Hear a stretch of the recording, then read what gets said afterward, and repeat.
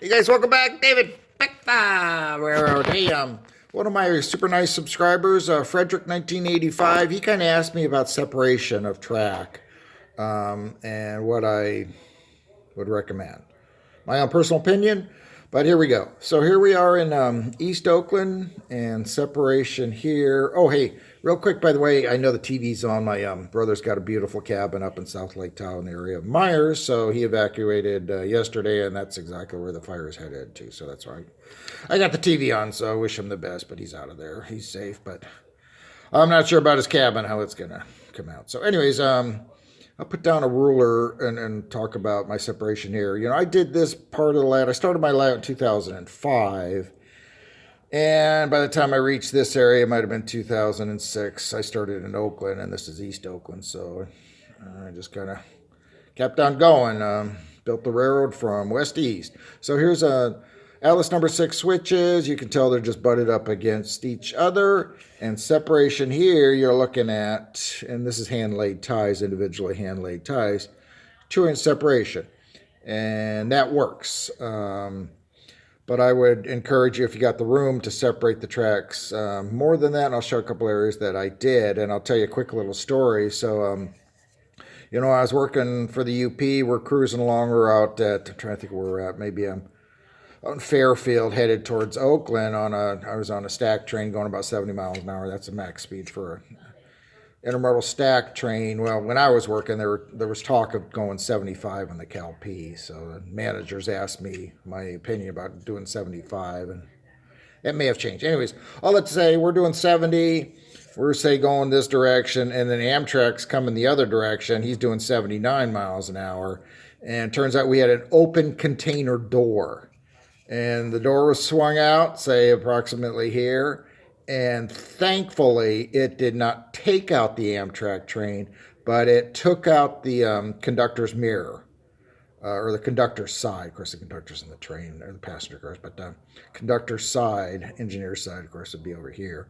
But that mirror just, you know, and I heard him over the radio because he reported the dispatcher, and I'm sure that mirror just blew apart, just completely shattered. So all that to say, safety reasons, when they rebuild tracks, you know, they do a separation. They usually put in an access road.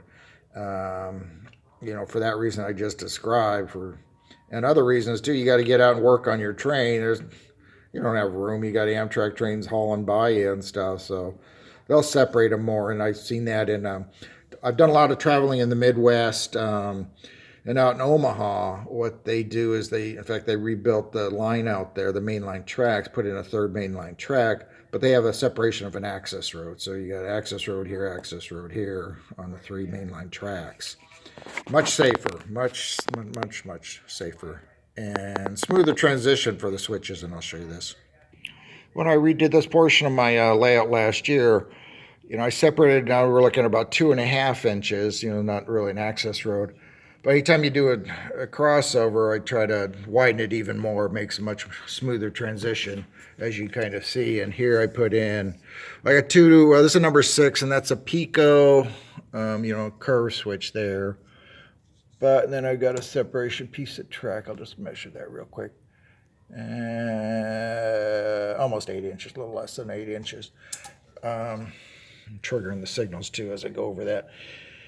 So let me show you another area where I get my thoughts together here. So if you got the room, I highly recommend this. These are 3 mainline tracks. This is my Oakland sub here, and number 1 mainline track. But what I did, 2 number 6s, and I got a separation here about 3.5 inches. If you guys can see that. And you got 2.5 inches. So what's nice about this is the trains go through this so much smoother, especially your long cars, your autoracks, your intermodal long flat cars. It's just a much better way to go. But again, if you got the room. Now this is even nicer here, you know, going on to my old Oakland sub, the old WP portion. And again, I redid this part of the layout last year. That's why I've got a wider separation. And like I mentioned, the UP does that now too. Oh, in fact, UP, when they do new crossovers, anytime they put a new crossover, usually they separate the track at a much greater distance. So like 1,000 feet on either side of the switches, they'll kind of move it, separate it more, so they have much smoother transition, similar to this. And this one here is almost about 8 inches, and I'll measure it the other way here too. So you got about 3, and I'm looking at this, 3¼ inches here. So right here, this is, again, I redid this part, and this is probably, well, this was a mistake here, because I've got 2 switches back to back, and they're number 4s, and when you peel off the left, they immediately peel off to the right. And if you guys watch my last covered hopper challenge, I derailed here, and this is the problem. It snags right in here, especially with the long cars. So if you do something like this, separate this by, I'd say, at least 4 inches. Don't put them butted together, and I'll show you another problem area. Now, this is my Oakland yard here. This is my local switching yard. That other part I showed you, that was my arrival and departure tracks. So I redid some of these switches. You can kind of see the old track where it was at, and improved on that last year. But this was actually put in, I probably put this in 2005, because this is my initial construction of the layout. Now this part right here is old. Right through here I've got a number 4 switch here, and then I got a Y switch here. And again, I should have put a separation, but this is the old part. I did 2005, so at least a 3-4 inch separation, because what I've found is sometimes my auto racks, they gotta come in here and then go around here, they'll derail. So especially, I've got those articulated Atlas auto racks, and I cannot put those, if I have 2 or more together, they have to be separated by a car. Otherwise, they can't make it. They'll derail.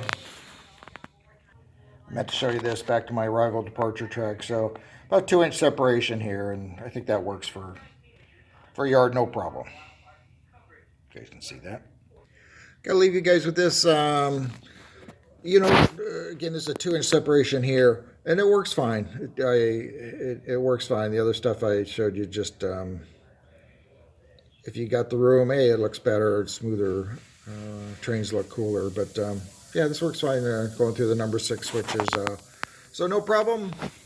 My old cluttered yard with tons of track, but like I've told you guys, it sure is fun to play with and operate. So you guys take care. That's just my thoughts on track separation. So take it for what it's worth, and that's it. David, BAC V signing out.